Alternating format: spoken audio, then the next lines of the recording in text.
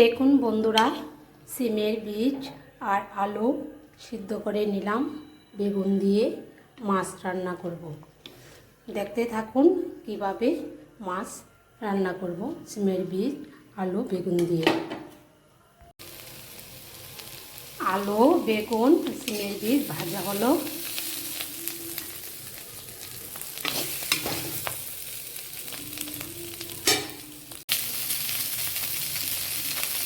এখন মাছও রেখে নিলাম। দেখুন পোটা মাছ দিয়ে রান্না করব।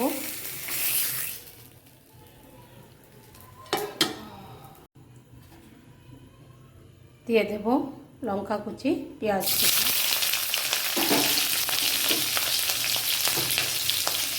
পেঁয়াজ লঙ্কা ভেজে নেব।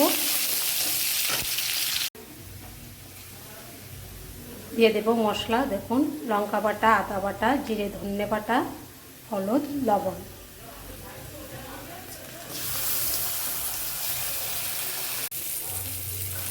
মশলা ভালো করে কষিয়ে নেব।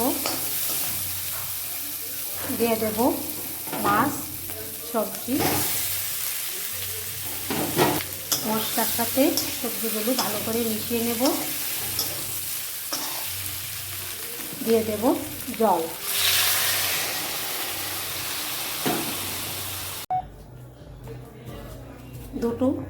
দুটো তেজপাতা নিলাম, আগুনে ছেঁকিয়ে এখন দিয়ে দেব।